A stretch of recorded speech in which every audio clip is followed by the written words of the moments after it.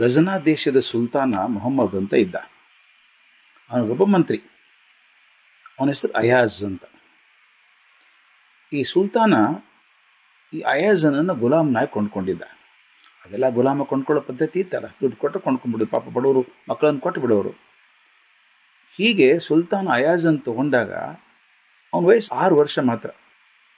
ತುಂಬ ಚೂಟಿ ಹುಡುಗ. ಆತ ಸುಲ್ತಾನನ್ನು ತುಂಬ ಹಚ್ಕೊಂಡಿದ್ದ. ಆ ಹುಡುಗನಿಗೆ ಏನು ಗುಲಾಮ್ತನ ಅಂದರೆ ಏನು ಗೊತ್ತಾ ವಯಸ್ಸಿಗೆ. ಸುಲ್ತಾನಿಗೆ ಕೂಡ ಆ ಮಗುವಿನ ಬಗ್ಗೆ ಪ್ರೀತಿ ಬಂತು. ಅವನ ಪ್ರಾಮಾಣಿಕತೆ, ಪ್ರೀತಿ ಅರ್ಥ ಆಯಿತು. ರಾಜ ಏನು ಮಾಡಿದ, ಸುಲ್ತಾನ್ ಏನು ಮಾಡಿದ ಅಂದರೆ ಅಯಾಜನ ಗುಲಾಮ್ ಅಂತ ನೋಡಲೇ ಇಲ್ಲ. ತನ್ನ ಮಗನ ಹಾಗೆ ಬೆಳೆಸ್ಬಿಟ್ಟ. ಆ ಹುಡುಗ ಬೆಳೆದಂಗೆಲ್ಲ ಆ ಹುಡುಗನ ಮೇಲೆ ನಂಬಿಕೆ ಜಾಸ್ತಿ ಆಗ್ತಾ ಹೋಯ್ತು. ಆ ಕಡೆ ಅಯಾಜ್ಗೆ ಸುಲ್ತಾನ್ ಅಂದ್ರೆ ದೇವರು. ಅಷ್ಟು ವರ್ಷ ಕೆಲಸ ಮಾಡಿದ್ನಲ್ಲ, ಜೊತೆಗೆ ಅವನ ಶ್ರದ್ಧೆಯನ್ನು ಮೆಚ್ಚಿಕೊಳ್ಳೋದು ಹೇಗೆ, ಅವನ ಪ್ರಾಮಾಣಿಕತೆಯನ್ನು ತೋರಿಸೋದಕ್ಕೆ ಸುಲ್ತಾನ್ ಅವನ ಮಂತ್ರಿಯನ್ನಾಗಿ ಮಾಡಿಬಿಟ್ಟ. ಅಲ್ಲಿವರೆಗೂ ಚೆನ್ನಾಗಿತ್ತು ಸ್ವಾಮಿ. ಉಳಿದ ಮಂತ್ರಿಗಳಿದ್ರಲ್ಲ, ಅವ್ರಿಗೆ ಸಂಕಟ ಆಯ್ತು. ಇವನು ಗುಲಾಮ್ನಾಗಿದ್ದ ಹುಡುಗ ನಮ್ಮ ಜೊತೆ ಕೂತ್ಕೋತಾನಲ್ಲ ಈಗ ಮಂತ್ರಿಯಾಗಿ. ಅದು ಅಲ್ಲದೆ ಸುಲ್ತಾನ ತುಂಬ ಹತ್ತಿರ, ಅವನು ಯಾವಾಗಲೂ ಜೊತೆಗೆ ಇರ್ತಾನೆ. ಅಂಥ ಗುಲಾಮ ನಮ್ಮ ಜೊತೆ ಕುಡಿಸ್ಕೊಳ್ಳೋದು ಹೇಗೆ, ಅವನು ಹೇಗಾದ್ರೆ ಮಾಡಿ ಆಸ್ಥಾನದಿಂದ ಕೆಳಗೆ ಇಳಿಸ್ಬೇಕು ಅಂತ ಪ್ರಯತ್ನ ಮಾಡ್ತಾನೆ ಇದ್ರು. ಆದರೆ ಅಯಾಜನ ಮೇಲೆ ಸುಲ್ತಾನ ಪ್ರೀತಿ ಇತ್ತಲ್ಲ, ಅದು ಗಟ್ಟಿಯಾಗಿತ್ತು. ಹೀಗಾಗಿ ಬಿಡೋಕ್ಕಾಗಲಿಲ್ಲ. ಇವರು ಪ್ರಯತ್ನ ಏನು ಬಿಡಲಿಲ್ಲ ಮಂತ್ರಿಗಳೆಲ್ಲ.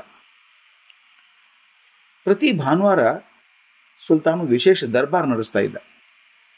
ಅವತ್ತಿನ ದಿವಸ ರಾಜ್ಯದ ಜನತೆ, ಬೇರೆ ಬೇರೆ ರಾಯಭಾರಿಗಳು ಎಲ್ಲ ಬರೋರು. ಸುಲ್ತಾನ್ ಅನ್ಕೊಂಡು ತಮ್ಮ ಕಷ್ಟ ಸುಖ ಹೇಳಿಕೊಂಡು, ತಮ್ಮ ದೇಶದಲ್ಲಿ ಆಗ್ತಿರುವಂಥ ಒಳ್ಳೆಯ ವಿಷಯಗಳನ್ನು ಹೇಳಿ, ಸಹಾಯ ಬೇಕಾದನ್ನು ಕೇಳಿಕೊಂಡು ಹೋಗುವಾಗ ತಮ್ಮ ಊರಿನ ತಂದಂಥ ಕಾಣಿಕೆಗಳನ್ನು ಕೊಟ್ಟು ಹೋಗ್ತಾಯಿದ್ರು. ಮಂತ್ರಿಗಳು, ದರ್ಬಾರ್ಗಳೆಲ್ಲ ಇರ್ತಾಯಿದ್ರು ಅವಾಗ. ಈ ಮಂತ್ರಿಗಳು ಬೇಕಲ್ಲ, ಮತ್ತೆ ಆ ಜನರ ಸಮಸ್ಯೆಗೆ ಪರಿಹಾರ ಸೂಚಿಸೋದಕ್ಕೆ ಅಧಿಕಾರಿಗಳು, ಮಂತ್ರಿಗಳು ಬೇಕಾಗ್ತಿತ್ತು, ಅವರೆಲ್ಲ ಇರೋರು. ಹಾಗೊಂದು ಭಾನುವಾರ ಸಾಕಷ್ಟು ಜನ ಬಂದಿದ್ದರು. ಬೇರೆ ಬೇರೆ ವ್ಯಾಪಾರಿಗಳು ಬಂದು ಪರದೇಶದಲ್ಲಿ ತಾವು ಕಂಡಂಥ ವಸ್ತುಗಳ ಬಗ್ಗೆ, ಅಲ್ಲಿ ವ್ಯವಸ್ಥೆಗಳ ಬಗ್ಗೆ ಹೇಳಿದರು. ತಾವು ತಂದಂಥ ಅಪರೂಪದ ಕೆಲವು ವಸ್ತುಗಳನ್ನು ಕಾಣಿಕೆಯಾಗಿ ಕೊಟ್ಟೋದ್ರು. ಕೆಲವು ಕರಕುಶಲಿಗಳು ಬಂದು ತಮ್ಮಲ್ಲಿ ತಯಾರಿಸಲಾದಂಥ ಸುಂದರವಾದ ಕೆಲವು ಮಾದರಿಗಳನ್ನು ಕೊಟ್ಟು ಹೋದರು. ಅಕ್ಸಾಲಿಗರು ತಾವು ಮಾಡಿದಂಥ ಅದ್ಭುತ ಆಭರಣಗಳನ್ನು ತೋರಿಸಿ ಸುಲ್ತಾನ ಮೆಚ್ಚಿದ್ದನ್ನು ಅವನಿಗೆ ಕಾಣಿಕೆಯಾಗಿ ಕೊಟ್ಟು ಹೋದರು. ಎಲ್ಲರೂ ಬಂದು ಹೋದ್ಮೇಲೆ ತೃಪ್ತಿಯಿಂದ ಸುಲ್ತಾನ ದರ್ಬಾರ್ ಇದ್ದಂಥ ಎಲ್ಲರ ಕಡೆಗೆ ಒಂದು ದೃಷ್ಟಿ ಬೀರಿದ. ಹೀಗೆ ಎಲ್ಲ ಬಂದಿದ್ವು ಅಲ್ಲ ವಸ್ತುಗಳು, ಅದ್ರ ಮೇಲೆ ಕಣ್ಣು ಆಡಿಸಿದ. ಎಲ್ಲ ಚಂದದ ವಸ್ತುಗಳೇ, ಒಂದಕ್ಕಿಂತ ಒಂದು ಚಂದ. ರಾಜನ ಕೊಡ್ಬೇಕಾದ್ರೆ ಯಾವ ಸಾಮಾನ್ಯ ಕೊಡ್ತಾರೆ ಅದನ್ನು. ಆದರೆ ಆ ಮೂಲೆಯಲ್ಲಿಟ್ಟದ್ದೇನದು, ಏನು ವಸ್ತು ಅದು, ಅಧಿಕಾರಿಗಳನ್ನು ಕೇಳಿದ. ಅದು ಬಟ್ಟೆಯಲ್ಲಿಟ್ಟಿತ್ತು. ಅಧಿಕಾರಿಗಳನ್ನು ಕೇಳಿದ, ಏನಿದೆ ನೋಡ್ತೋ ಮನೆ ಅದನ್ನು ಅಂತ. ಒಬ್ಬ ಅಧಿಕಾರಿ ತಟ್ಟೆ ತಂದ. ಅದರ ತುಂಬ ಎಳೆ ಸೌತೆಕಾಯಿ. ಪಾಪ ಯಾವನೋ ರೈತ ತನ್ನ ತೋಟದಲ್ಲಿ ಹಾಕಿದ್ದಾನೆ, ಚೆನ್ನಾಗಿ ಬೆಳೆದಿದೆ, ಒಳ್ಳೆ ಕಾಯಿಗಳನ್ನು ಆರಿಸಿ ರಾಜನ ಕೊಡಬೇಕು ಅಂತ ತಂದಿದ್ದಾನೆ. ಆದರೆ ಒಂದು ಸಂಕೋಚ ಏನು ಅಂದರೆ, ಬೇರೆ ಬೇರೆಯವರು ಬಂದು ದೊಡ್ಡ ದೊಡ್ಡ ಬೆಲೆ ಬಾಳುವ ವಸ್ತುಗಳನ್ನು ಕೊಡ್ತಿದ್ದಾರೆ, ಆ ಸೌತೆಕಾಯಿ ಹಾಕ್ಕೊಡೋದು ಅಂತ ಹೇಳಿ ಧೈರ್ಯ ಸಾಲದೆ ಮೂಲೆಯಲ್ಲಿಟ್ಟು ಹೋಗಿದ್ದಾನೆ. ಸುಲ್ತಾನಿಗೆ ತೀರಾ ಎಳೆ ಸೌತೆಕಾಯಿ ಭಾಳ ಇಷ್ಟ ಆಯಿತು. ತುಂಬ ರುಚಿ ಇರುತ್ತಲ್ಲ. ತಕ್ಷಣ ಒಂದು ಚಾಕು ತೊಗೊಂಡು ಬನ್ನಿ ಅಂತ ಹೇಳಿದ. ಸೇವಕರು ಸೌತೆಕಾಯಿಗಳನ್ನು ಚೆನ್ನಾಗಿ ತೊಳೆದು ಒಂದು ಹರಿತವಾದಂಥ ಚಾಕು ತಂದು ಕೊಟ್ಟು ಸುಲ್ತಾನ ಒಂದು ಸೌತೆಕಾಯಿ ಕತ್ತರಿಸಿದ. ಮೊದಲೊಂದು ತುಂಡು ಮಾಡಿದ. ಪಕ್ಕದಲ್ಲೇ ಇದ್ನಲ್ಲ ಅಯಾಜ, ಒಂದು ತುಂಡು ಕೊಟ್ಟ. ಹೇಗಿದೆ ನೋಡೋ ಇದು ಅಂತ ಹೇಳಿದ. ಅಯಾಜ್ ಅದನ್ನು ಬಾಯಲ್ಲಿ ಹಾಕ್ಕೊಂಡು ಜಗದ್ಬಿಟ್ಟು, ತುಂಬ ಚೆನ್ನಾಗಿದೆ ಅಂತ ತಿಂದುಬಿಟ್ಟ. ತುಂಬ ಸಂತೋಷಪಟ್ಟ ಅಯಾಜ್. ಸುಲ್ತಾನ್ ಏನು ಮಾಡಿದ, ಹಾಗೆ ಅದ್ರ ಇನ್ನು ಉಳಿದ ತುಂಡಿತ್ತಲ್ಲ, ತುಂಡು ಮಾಡಿ ಮಂತ್ರಿಗಳಿಗೆ ಒಂದು ಕೊಟ್ಟು ತಾನು ಒಂದು ತುಂಡನ್ನು ಬಾಯಲ್ಲಿ ಹಾಕ್ಕೊಂಡ.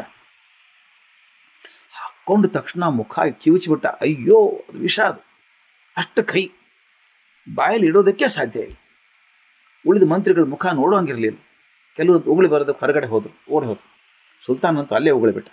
ಛೇ, ಎಷ್ಟು ಕೈ ವಿಷ ಇದೆ. ತಕ್ಷಣ ಅಯಾಜ್ ಕಡೆ ನೋಡಿದ. ಅಯಾಜ್, ಇಂಥ ವಿಷದಷ್ಟು ಕಹಿ ಅಂಥದ್ದನ್ನು ಅಮೃತ ತಿಂದಂಗೆ ತಿಂದಿಯಲ್ಲೋ ನೀನು, ತುಂಬ ಚೆನ್ನಾಗಿದೆ ಅಂದ್ಬಿಟ್ಟಿಯಲ್ಲ, ನಿನ್ನ ಕೈ ಗೊತ್ತಾಗಲಿಲ್ವಾ ಅಂತ ಕೇಳಿದ. ಅಯಾಜ್ ಹೇಳಿದ ಮಾತು, ಸ್ವಾಮಿ ನಾವೆಲ್ಲ ನೆನೆಸ್ಕೋಬೇಕು.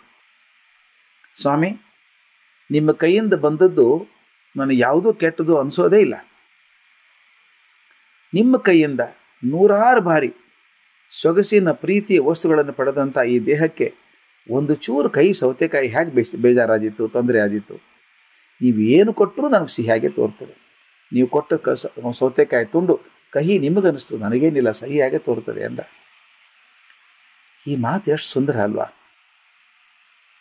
ಅನೇಕ ಸಣ್ಣ ಸಣ್ಣ ಕೃಪೆಗಳಿಂದ ಉಪಕೃತನಾದಂಥ ಅಯಾಜ್ ನಶ್ವರನಾದಂಥ ಸುಲ್ತಾನನಿಗೆ ಅಷ್ಟು ಕೃತಜ್ಞನಾಗಿರ್ಬೇಕಾದ್ರೆ, ಅವನು ಏನು ಕೊಟ್ಟರು ನನಗೆ ಸ್ವೀಕಾರ ಅಂತ ಅನ್ನೋದಾದರೆ, ನನಗೊಂದೇ ಪ್ರಶ್ನೆ, ಸದಾ ಸರ್ವದಾ ನಮ್ಮನ್ನು ರಕ್ಷಣೆ ಮಾಡುವಂಥ ಭಗವಂತನಿಗೆ ನಾವೆಷ್ಟು ಕೃತಜ್ಞರಾಗಿರ್ಬೇಕಲ್ವ? ಎಷ್ಟು ಕೃಪೆ ಮಾಡ್ತಾನೆ ನಮ್ಮ ಮೇಲೆ ಅವನು. ನಮ್ಮ ಮೇಲೆ ಆತ ಆಯುಸ್ಸು ಕೊಟ್ಟಿದ್ದಾನೆ, ಆರೋಗ್ಯ ಕೊಟ್ಟಿದ್ದಾನೆ, ಸಂಪತ್ತು ಕೊಟ್ಟಿದ್ದಾನೆ, ಅವಕಾಶಗಳನ್ನು ಕೊಟ್ಟಿದ್ದಾನೆ, ಎಲ್ಲ ಕೃಪೆಗಳ ಮಳೆ ಕರೀತಾನೆ. ಆಗಾಗ ಮೋಡ್ಗಳಂತೆ ಕಷ್ಟಗಳು ಬಂದು ಹೋಗ್ತವೆ. ನಾವೇನು ಮಾಡ್ತೀವಿ ಗೊತ್ತಾ? ಒಂದು ಚೂರು ಕಷ್ಟ ಬಂದ ತಕ್ಷಣ ದೇವರನ್ನು ಬೈತೇವೆ. ಅಯ್ಯೋ, ದೇವ್ರಿಗೆ ಕಣ್ಣೇ ಇಲ್ಲ, ದೇವ್ರಿಗೆ ಕಿವಿನೇ ಇಲ್ಲ, ದೇವರೇ ಇಲ್ಲ, ಸುಮ್ಮನೆ ಮಾತಾಡ್ತೀವಿ ಅಂತೀವಿ ಕಷ್ಟ ಬಂದಾಗ.